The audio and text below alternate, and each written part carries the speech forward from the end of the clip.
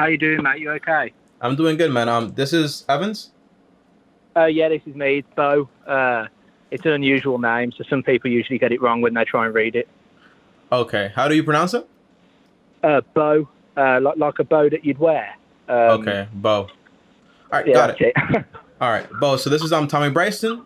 This call's gonna be recorded and potentially uploaded to YouTube. How can I help you?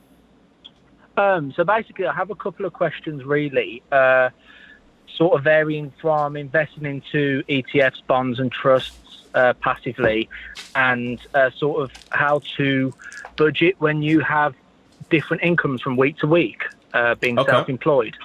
The first question I had, so basically I've watched your video sort of advising what you invest into on M1 Finance and Mm-hmm. how risky you want to go, if you want low risk, like medium or high. Yeah. But because it's M1 Finance, in the UK, we can't like access it. So when I was trying to view your sort of breakdown of what you invest into, I Mm-hmm. couldn't really see it. So I Okay. sort of just wanted to sort of see what you invest into with the S&P 500s, what real estate trusts, and what bonds. Just because obviously I haven't started investing yet, Okay. and it's something that I'm looking into. But I sort of wanted to see what you sort of do, Okay. and then I sort of had another question that backs off that as well. Yeah. What's the question? So the other question that backs off that is when you invest into those ETFs, trusts and bonds, do the percentages of the ETFs, trusts and bonds ever change, or do you ever change what bonds and trusts and ETFs you invest into over time, or do they constantly stay the same? Okay, great question. Now, the very first thing is, as far as like investing, just pretend, for example, you're perfect on every other aspect, and you're just talking about investing here. Tell me, how do you invest, and why do you invest the way you invest, right? The Yeah, main thing is, Bo, the investments that I invest into are pretty simple. The goal is to own the entire market as a whole and have diversification and also have some risk management as far as having, for example, some bonds in there. So when stocks do go down at certain points, you still have some bonds that are going to stay up there, and that way your portfolio doesn't take a massive dump, right? Does that make sense? yeah, So as far as what I invest 38% into VOO. That's the Vanguard S&P 500 ETF. But they also have an index fund version of that also on Vanguard. Now the main thing is, I understand that, for example, in the UK, you might not have access, for example, to M1 Finance. You might have other apps over there, but I'm pretty sure in some way you can get access to the same investments that I actually invest into, as far as like, oh, these ETFs and also, for example, these index funds. So the goal is you want to write this down, okay? Write yeah. down these I've got it. investments, and then you Yeah, start finding, for example, a broker in your area that actually allows you to invest this way. So the first one yeah, is VOO, the Vanguard S&P 500, and that's 38%. Why yeah, 38%? Why such a large like a large portion of my money? Because basically, those 500 largest companies account for 80% of the output of the whole U.S. economy. Does that make sense? yeah, And I'm yeah, very big on America, so I believe that basically America is going to be solid. So I want to get the whole output of America. I could own, for example, the total market when it comes to like you buy all the stocks in the entire like U.S. stock exchange or whatever, but I just rather have those 500 because it's basically kind of like the same thing. Does that make sense? yeah, Okay. Then I also have, for example, VEA.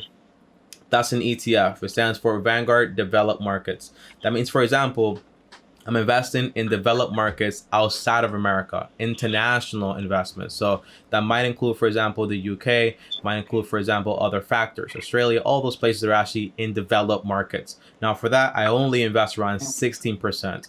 Now, the reason is basically some years America's going to do great, but not every single year we're going to do amazing. So sometimes the international market is going to do awesome. Again, that's VEA. And they also have that, for example, in index fund formats. Okay. yeah. So are the like the abbreviations of these is what they are on the stock market. So when you like look them up, these are what they are Yeah, in the yeah. So you just look up VEA, abbreviation. Yeah, and you'll find the name that I'm telling you because I'm also telling you the name. It's Vanguard Developed Markets, right? yeah, That's the ETF. These are ETFs. I'm telling you. The yeah, index fund format, they'll have, for example, a different abbreviation or ticker symbol. Okay, yeah, but when you go directly to the Vanguard website, it shows you exactly the index fund version right then and there. Okay. yeah. Got you. Then I also invest, for example, in VB. That's Vanguard Small Cap. That basically means I'm investing in the small cap market in the US. Now, what happens is when you invest in small cap companies, being in, for example, like fairly new companies, not really that big, not that large, but in reality, what happens is they have a lot of potential for growth. For that, I only put around 14%. Why? Because although you have a lot of potential for a lot of growth, you also have a lot of potential for downfalls. So right now, I might be up high, but maybe another day I might not be up that high. Because again, there's a lot more risk there when it comes to small cap. Does that make sense? Yeah. Okay, that's VB, okay? Vanguard Small Cap. Got it. And by the way, before I continue here, this portfolio is not like I woke up one day and said, like, hey, you know what I'm going to do? I'm going to create a perfect portfolio. It's more like someone that came before me, like a guy that won the Nobel Prize in economics. He was a much better investor than I was, and he created his portfolio right here, and it makes absolute sense. And if you also read, for example, it's not about what I do, but also why I do it. That's why I tell you the reason I'm actually doing this, okay? But if you read, for example, the little book about common sense investing, you'll see that the more books you read about investing in index funds, it points you to a portfolio where you have a lot of diversification. That way you don't carry that much risk. Does that make sense? Yeah. Yeah. Okay. Then you also have, for example, 10% and 10%, okay? 10% goes into treasury bonds, but these are 1 to 3 years maturity, so they're short-term treasury bonds. And then you also have, for example, 10% into corporate bonds. But these are high-grade ones, so it's not like junk bonds. So this means, for example, I'm investing into the U.S. Treasury, yes, okay, 1 to 3 years to maturity, okay, awesome. But when I'm buying, for example, corporate bonds, it's into high-grade companies. So it's like the Apples, the Googles, and so on. It's basically lending someone money that has a very high credit rating. And you won't make that much money, but you also don't carry that much risk. There's a difference between saying, it's like saying, like, oh, I'll lend money to Apple for a lower rate, or I'll lend money to this company that's unknown. I'll get paid double the money, but I also have double the risk. Does that make sense? Yeah. So it's 10% into treasury bonds. The ticker symbol for that is SHY. And for corporate bonds, the ticker symbol for that is LQD. Now, the cool thing is basically this goes with BlackRock. It's not really like a Vanguard investment, but Vanguard actually does have an equivalent to this in their entire investments. Okay, so you want to find the equivalent to short-term bonds that have an ETF and also index fund format, and also the equivalent to the high-grade corporate bonds, which you should also find, for example, also in Vanguard. Okay, but it's just 10% and 10% into those. Okay. Yeah.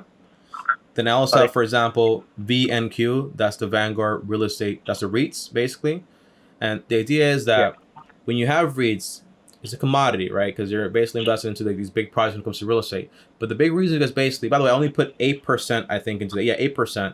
Why? Because basically, if the stock market is hectic and the bond market is hectic, I can guarantee you that in some way, most likely, the real estate market might not be attached to that either, okay? So the core idea is you have different layers. You have the stocks, you have the bonds, which is separate, and you also have real estate. So that way, things are separate. So you don't carry all that risk where if one thing falls, it's a domino effect. In this case, it's not a domino effect. Does that make sense? Yeah. And then lastly, I do, for example, Vanguard Emerging Markets. Markets that are basically just growing internationally. Now, what happens is only 4% in here. Why? Because although you might experience a lot of growth here, well, you can also experience a lot of failings here because it's just emerging markets. Markets are just coming up. So you can have a lot of failure. You can have really good years, but also really bad years. And the reason for that one is VWO. Perfect. And for the REITs one is VNQ. Okay? Got it. VWO, okay. Yeah. Yeah, VWO. But the core idea is basically what you're doing is you're creating a portfolio where it's balanced. Now, in this, how old are you, by the way, Bo? 23. Yeah, so you're almost like around my age. I'm a little older than you. But the idea is at that age, right? The only reason I have bonds is because I like sleeping good at night. But for the average person that's our age, having, for example, a portfolio where you're just full of this stock ETFs should be fine in the long term. But I just like having bonds because basically I like sleeping comfortable. So you got to know exactly how your emotions are. So when you have bad times, but for example, when March came along and market crash, I wasn't doing that bad at all. But if I was doing very bad, I would kind of worried. I just know myself. So having some bonds there to kind of say okay, I'm okay. It just makes me sleep better at night. Does that make sense? Yeah, I got you. The next question I have is, So basically, obviously, with the current climate and how things are sort of, how there's a potential like sell-off, and there could be even like a recession that's coming. What's your opinion on investing now and not in the future? I think if I is it told always you the right time? okay. Well, let me ask you one of your questions, right? This portfolio, by the way, stays the same. You don't change it under any circumstance, okay? You keep it the same balance that I told you by, you basically rebalance by selling the portions that are overweighted and buying some of the portions that are underweighted. So for example, if 1 year the U.S. market is now up to 40% of your portfolio, you sell 2% of that and you buy whatever else is left over, right? So that way it goes back to its normal like portfolio weight or whatever. Now, as far as, for example, when is the right time to buy? It's like there's just saying that the perfect time to plant a tree was 25 years ago. The same thing with investing. What you don't want to do is wait to time the market or anything like that.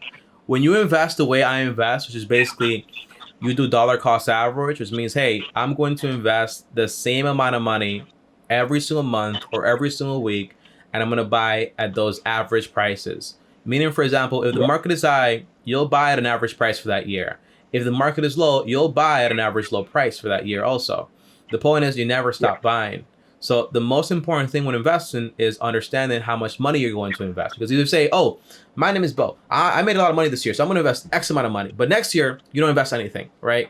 Because now you're kind of depressed or whatever. No, you got to make it automated. So if you say, hey, I have between 10 to 20% to invest, I'll use 15% as an example. I'm going to automatically set 15% of whatever I get paid to be invested automatically in this portfolio. Whether it's raining, whether it's snowing, I don't care. When you invest this way, you got to remember, right? This is a long-term portfolio. The biggest thing is, I think Warren Buffett says this. He says, the key to his wealth is compound interest. Or for example, like it's like a snowball, right? It goes down a hill. It just keeps compounding and compounding and compounding. But it's also how long and how high the hill is. So the earlier you start, the more time you have to let compound interest take effect. So if you start at 23 and you're like 30 or 40 or 50, you'll have a good chunk of money for investing like 10 to 20% of your money. But you got to choose a number and you got to stick to it. Now, what kind of worries me a little bit is basically you're going to have to use, for example, an online rebalance calculator to know that every 18 months, you're going to have to rebalance your portfolio. Meaning, for example, every 18 months, maybe the bonds are now 30% portfolio or 25%. So you got to every 18 months sell off what's overweighted and buy what's underweight. And automatically what happens is you're selling high and buying low. Because when something is overweight, it means that you're selling at a high price. And when something's underweight, you're buying it at a low price. So automatically you kind of get to have that effect of, hey, I'm always buying high and always like selling low. Does that make sense? Well, no. I'm always buying low and selling high. You don't want to do the opposite of that. yeah. But that's the core idea with that. Yeah. The next question I had. So I've started reading from your recommendation the book, The Intelligent Investor. Yeah. I'm Great book. currently on chapter 4. I sort of was looking on the side of obviously investing into individual companies as well. I was wondering, would you recommend any books, obviously, to read balance sheets and quarterly? That's accounting reports and stuff. So you gotta learn accounting. It's not more like books, but it's also more like textbooks. Understanding accounting, and then it's more like you understand accounting first, and then you understand how to interpret the accountant to actually value a company. So once you're done with The Intelligent Investor, there's another book by Benjamin Graham, and the whole book is basically all about, hey, interpreting financial statements. I think that's the name of the book right there. And that book right there is a starter book. There's another book, it's called Security and Analysis by Benjamin Graham and David Dodd.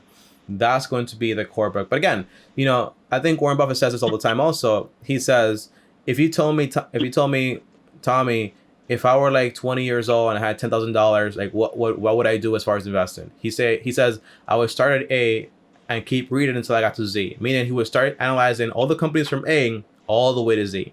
Okay? Now that takes 4 to 8 hours every single day. It's a full-time job. And that's why, for example, I don't want to do that. So what I do is basically, I'm okay with just investing, for example, into index funds right now until I have financial freedom.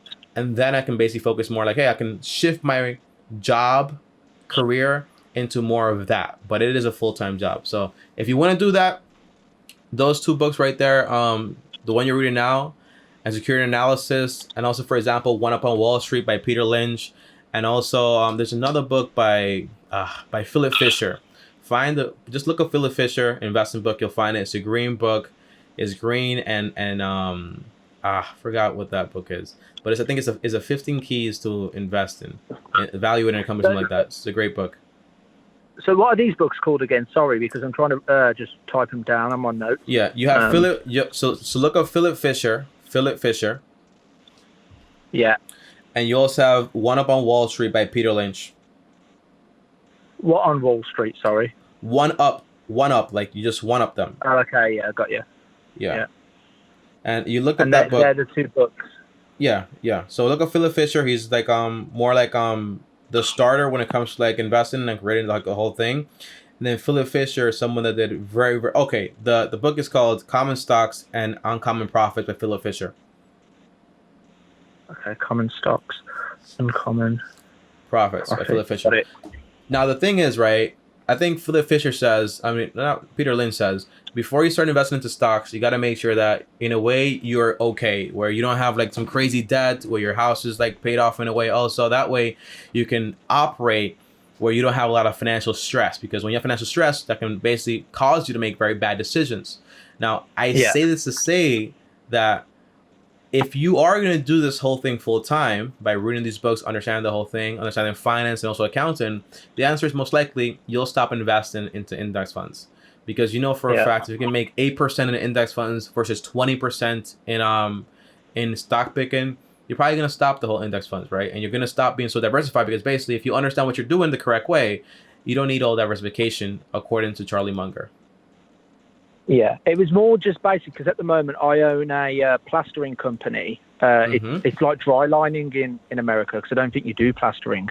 And I have a company via Instagram and Facebook selling, like Nike and Yeezys and Adidas and Dunks. And I sell, like, I have a resale page. So I've got a lot of money invested into stock, obviously, in shoes. But it was just more, I think, obviously, to begin with, I'm going to start off with the passive, the way that you do it with the S&P 500. Just because if you have full-time jobs, exactly. Yeah. So if you have full-time jobs and you don't have that 8 to 4 hours to study those companies, then index funds are great, and you'll still become rich, the passive way. But if you want to like pivot from all that stuff and like take on accounting and finance and analyzing companies as a full-time job, then by all means. Now, as far as money right now, how much money do you make per month right now off those two businesses? So on average, we're looking at a turnover of 60,000 a year and a profit of 30,000 a year. But I'm currently financially free. I live at home, same as you. The only outgoing I have is my advertisements for my plastering company, which I can't pay off in full. It's just it has to be a monthly instalments of £107 a month, and then obviously just a gym membership. But everything else, I don't pay any rent. And how much cash do you have? At hand? Yeah.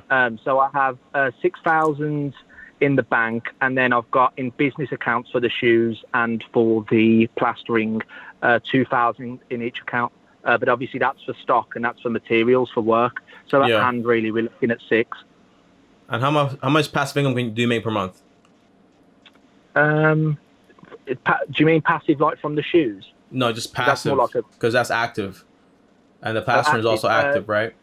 So if we're looking at 30,000 a year, so 30 divided by 12, you're probably looking at over 3,000. No, that's active income. Here's my thing, right? I want you to think about this question for a second, right? You're 23 years old. I want you to define exactly what you mean by financial freedom. What about your life right now means financial freedom to you? So I don't have any outgoing, so I can go month by month and only have to worry about that one advertisement bill for my plastering company. So I don't really have to worry about bills. I mean, no debts. I have no credit card debt. You live with your mom? I live with my mom, and dad. Okay. I don't pay rent. I have my van is paid off. I have no credit card debt. Are you going to live with them forever? Not forever. This is the thing. So I was going to invest into a HMO. I don't know if they're called the same thing over in America. I was going to do, when you buy a property and rent out each room to tenants, and sort of do that. But that was my sort of goal to do at some point. But I don't really have a date or a time when to do it. I'm just sort of taking things as it comes at the moment. And but no, I have no like sort of date to leave. My mum and dad. Okay, all right. So I'm leaving this year. I'm leaving the nest this year. Now, here's my advice, right? If I were you right now, I'd follow the steps. It's just 4 steps, right? The first step is you got a debt. Thankfully, you have no debt. Then you got to save for emergencies, a full-blown 3 to 6 months of emergencies. Now, the cool thing that I did was basically I didn't save for emergencies off my current expenses. I saved for emergencies off my future expenses without living at home with my mom. So I have, for example, 6 months worth, which is around $12,000 in my emergency account. So if I leave my mom's home right now and I go broke for 6 months, I have money to take care of myself. On top of that, as far as investing, I would only be investing maybe 5 to 10% of my money. Like right now, maybe once you're done with the emergency account, you can do 10 to 20%, which is fine, into like whatever retirement accounts you actually have over there in the UK. But then the rest of my money, I will be using it to save up. Now the big thing is, right, you're only making $30,000 per month. One is from a plastering company and one is from the sneaker company. Both of those companies right there, most likely, that income is not predictable, right? That was a future question that I've got sort of for you on sort of budgeting income, because it's sort of each month and each week is different sort of income I have. So what I would do is basically I would try to find a career. So for example, before I did the whole YouTube thing full time, I had several other jobs, right? But if I had a career, for example, in accounting, I could make that money while I made YouTube work. Once YouTube paid me consistent income for 24 months, I could say like, okay, I'm going to quit that job. That's what I did, right? But the idea is you got to have a career. So if I were you, once I save for emergencies, I would save up my money to pay either for a trade, or, for example, going to college to figure out exactly what I want to do. Once I have a career and I have these side hustles like popping off, I can say, hey, it's 2 years later. Now I'm 25 years old. If I want, but the thing is, right? You have a girlfriend right now, or fiance, wife? Got a partner, girlfriend, yeah. How long have you guys been there for, like together for? 6 years. So since we were like 18. When you gonna get married? Well, this is something that we constantly debate. She wants to move out, but obviously I don't really want to move out. Yeah, it's a big thing, right? Because she doesn't want to live with your mom or your dad, right? Because she wants like she wants like your space with you. I would read her own place. Yeah, I would read 2 books. I would read The Sacred Search, and the second book would be 23 Questions to Marry in Confidence. That's a book you read with your fiance or with your girlfriend to figure out, hey, is this actually going to work, or just to get to know each other a lot more better and ask yourself like those really hard, tough questions. And so just make sure you're on the same page. 23 questions to marry with confidence. Because the big thing is you're 23 years old now. Once you have a career, right now, you could leave the nest. I wouldn't move in with my girlfriend. I'm not doing that either right now. I'm only going to move in with my wife. This is the way I plan to do things. But if you can say, hey, you know what, I'm going to get a trade job or something that by the way, when you look for a job or a career, the big thing is look for something you like, something you're good at, and something that in some way is going to make you a good amount of money. That way you're not sludging to work every single day. Like you actually look forward to it. So you can have that money coming in there, and you can have your passive your side hustle money coming in. Yeah, so the plastering that I do, it's like construction work. So over here, it's classed as like a trade. So you can go and work on site, or you can, and obviously at the moment I have one subcontractor near enough full-time who works with me, who is a plasterer, and I have 2 guys that I subcontract again for labouring. And obviously the end goal with that company is to be able to get contracts with big building firms who build multi-million pound homes. How long have you had it for? I've been doing it for 2 years now. Okay. And what's your plan to get those contracts with those big companies or whatever? So my dad used to do roofing. and he Mm-hmm. used to have 15 men subcontracted working for him, and he Mm-hmm. used to have a lot of Mm-hmm. contracts with big firms who used to do multi-million-pound homes and building contracts to do so many roofs for these firms per year. And obviously, from my dad's connections, I should be able to get those connections to be able to do the same thing, but for plastering. Okay. And that's hopefully what that's going to happen. If you want to do And that, right? If you want to do that, yeah, the thing is that your entire thing is dependent on other people, right? And that's fine in a way. But you make right now around $2,500 per month on average, maybe. You yeah, want in some way some stability in your income. So if you yeah, have, like, for example, like a side gig to earn some extra money that's more predictable, great. And then you launch yeah, yourself full blown into that plastering company, try to build it up and build it up and build it up until it makes you so much money to the point where you're like, okay, I'm just going to do this right now. If you don't want to do the yeah, whole college thing, you can basically say, hey, you know what I'm going to do right now? Save up for emergency, save up some cash, and decide on this whole marriage thing with my girlfriend for the past 6 years, which is like a yeah, long. I was with my girlfriend for 5 years before I asked her to be my fiance, and I can tell you the yeah, first 5 years before I read those books, it was like a waste of time. It was just more yeah, like we were like in a constant state where we weren't really talking about anything important. But when you read those two books and you get to the okay, how are you with money? How are your in-laws? How is your like spiritual beliefs? How many kids do you want? How are you going to treat them? And you ask them all those direct questions that you find in those books. You get to find out, is this the person that I'm actually going to be with? If it's not, stop wasting time. If it is, stop wasting time. You know what I'm saying? Either way. yeah, But then if she's working and you're working, and then you get to move out and you're married, that's awesome. Now you have a job, you have your own place, you keep growing and growing and growing. And it's just step by step, but the steps stay the same. Don't get into any crazy debt, save for emergencies. You keep investing that 10-20%, and then you keep building up to either buy a property, maybe 30 minutes away from the city because it's very expensive, and you try to pay it off yeah, very quickly. And if you have that property and it's paid off in like 6-8 years while you're actually investing money at the same time, well, in 6-8 years, you have a paid off property, but you also have, for example, an emergency fund, and you also have a big nest egg of money, and you also have very low expenses. So now you're just in a much better situation. But when you're married, though, it's not just you making money, unless she wants to be, for example, like the home carer, which is fine to take care of the kids or whatever. But if she is working, it's two incomes now towards one goal, which gets you there a lot more faster. Does that make sense? yeah, yeah, yeah. I got you. Okay.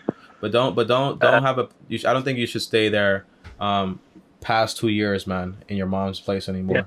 You gotta fly, yeah. bro. It's different. It was Trust just me. really good, while I'm like saving and Mm-hmm. sort of Mm-hmm. building businesses. Yeah. It's just really good because obviously there's no sort of stress off Yeah, but it gets you very bills and complacent also. that. But that, yeah, And that is also true. Yeah, yeah, and it creates a that, false comfort.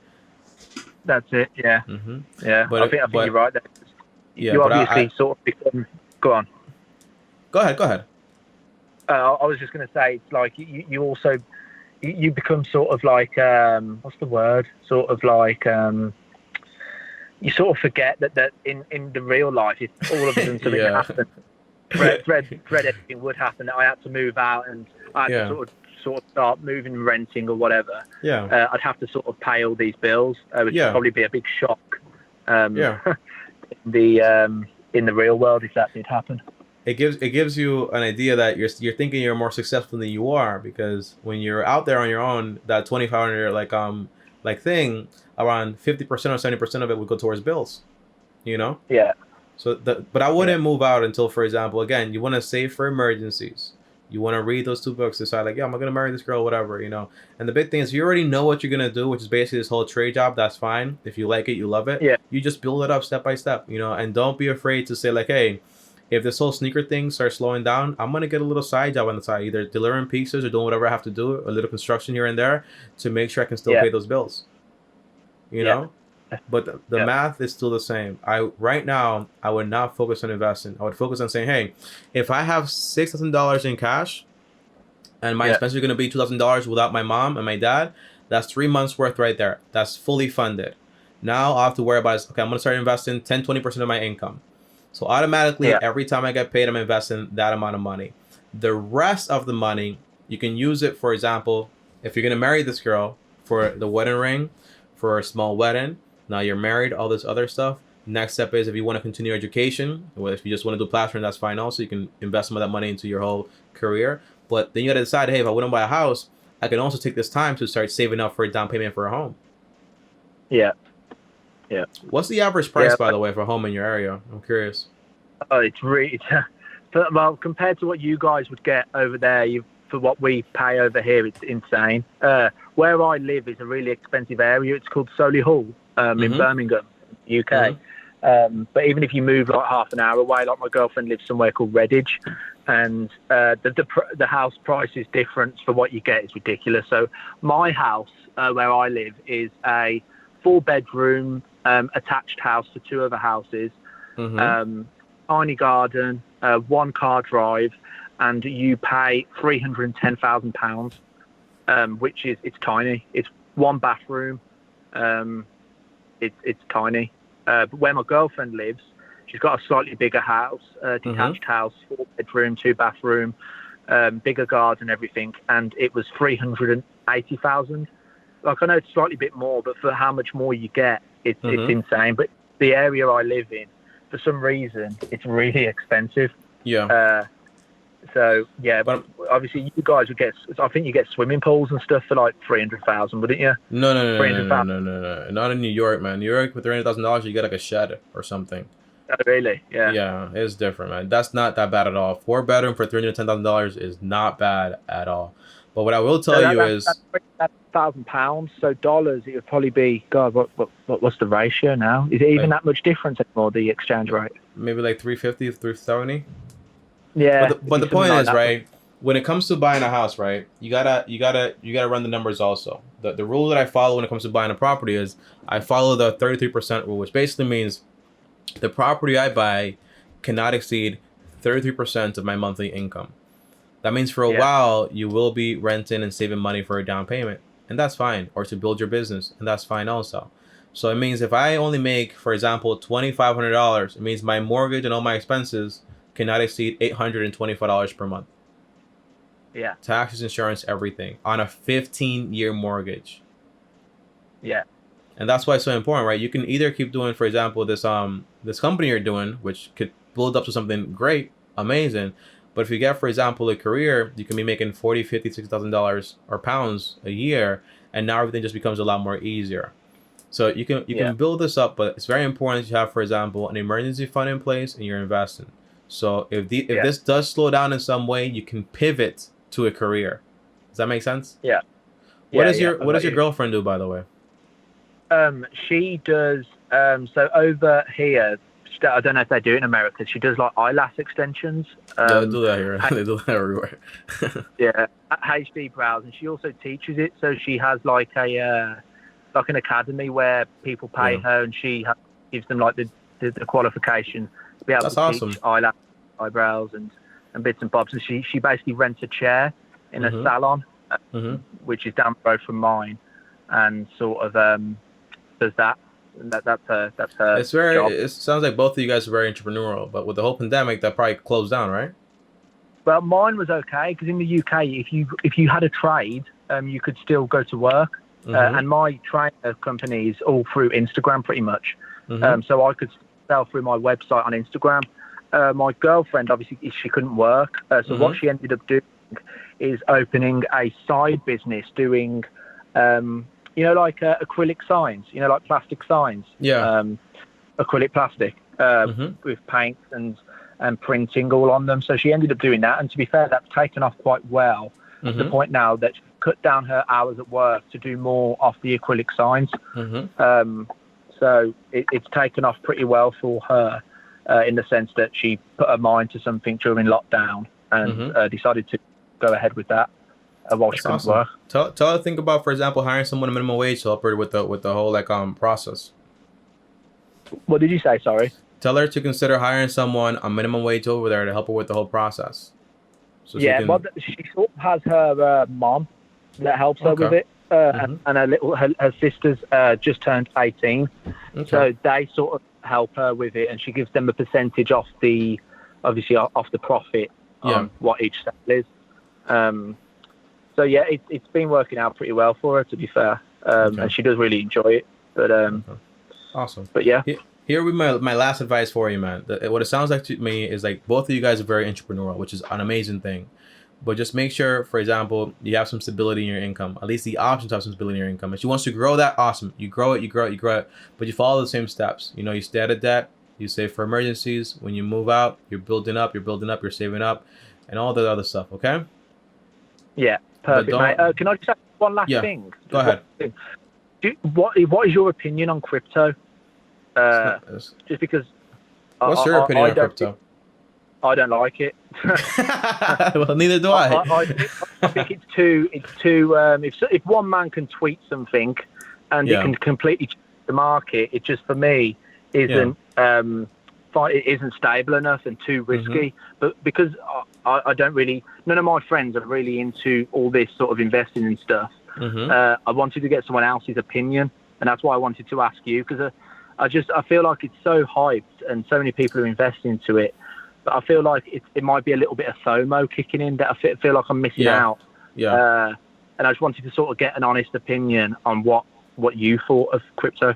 Well, when you keep reading that book, right, and you also read, for example, Security Analysis, when you finish that book right there, Intelligent Investor, you'll have your own answer, you know. But the current idea is basically you have investments and you have basically speculation.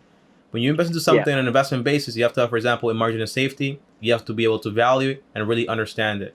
When the only perspective and value you have is just price and demand and all this stuff, it's not a good enough indicator. Crypto is cool, but it's just people pumping up the price like crazy.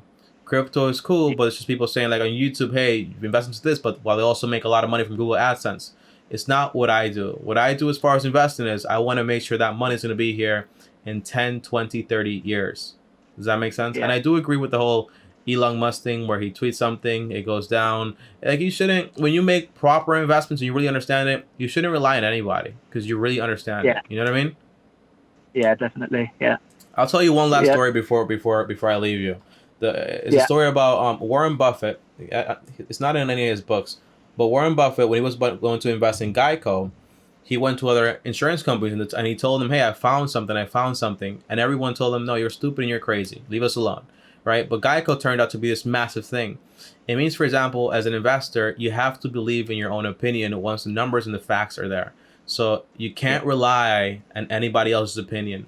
It's not about zigging left when everybody zigs right. It's more about saying like, hey, if these are the facts, I'll do this. If these are not the facts, I will not do that. Does that make sense? Yeah. Yeah, I got you. All right, brother. Well, any more questions or you're good? No, that's it. Thank you so much for your help.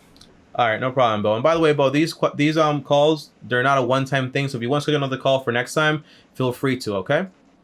Brilliant, mate. Thank you so much. All right, peace out. Have fun. Yeah, Tommy. Thank you. Bye. All right, peace. Guys, it is so amazing to talk to people, for example, in the UK, hear them out, how everything goes over there. I have a lot of fun with it, okay? I'll be honest with you, okay? And some conversations in the UK are a lot better than the conversations in America, you know? But the overall idea is that initially I was thinking about, what can I tell this guy from the UK about investing? You know, I'm not even there. But finance and personal finance is the same across the board. It's not really that different. The rules are still going to apply the same way. 6 year, a big thing is, man, you got to do things in order. To say like, I'm 23 years old, I'm financially free. You're not financially free. You live with your parents. That's what's going on there. But once you move out, you start, and I used to have like this very big distaste for Dave Ramsey because he said all the time, no, you got to tell your kids to move. I was like, no, you're not going to tell me that at all. You know, what I don't want to be is the kid that has to move back in with its parents because basically I made some bad choices. So when I move out, I got to make sure everything is in line. Next month, actually moving out and all that stuff, right? But the idea is I made sure that everything is in line. Everything is solid. Everything is good to go. Okay, but as far as financially free, you're not financially free yet, Bo. Not at all, okay?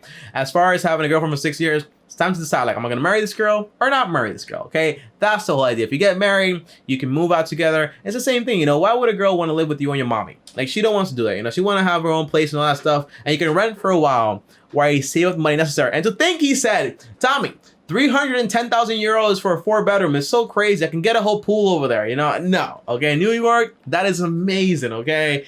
But the big thing is, at that young age, you can rent for a while you save up money for when you're actually ready to go ahead and buy. And the good thing is the business he actually has, He doesn't need to spend that much money on the marketing or the buying of new inventory. So that is amazing. Okay, it's a very low cost business, and I like it a lot. All right, I'll see you guys next time. Thanks for watching. As always, like, subscribe, hit the bell to get notified. If you want to join me on my next call, feel free to do so. Calls will be restricted very soon though, so get in while you still can. Link down below. Schedule a call today. I'll see you guys tomorrow. As always, if you want to join me on my main channel, link down below. If you join me on my second channel, Tommy Bryson Show, I post there every single day also. Link down below also. If you want to DM me, well, DM me right here at Tommy Bryson. That's my only Instagram. Don't follow anybody else. Just at Tommy Bryson. Don't get scammed. And another video right here. Hit my face right here. See you guys tomorrow. And as always, peace.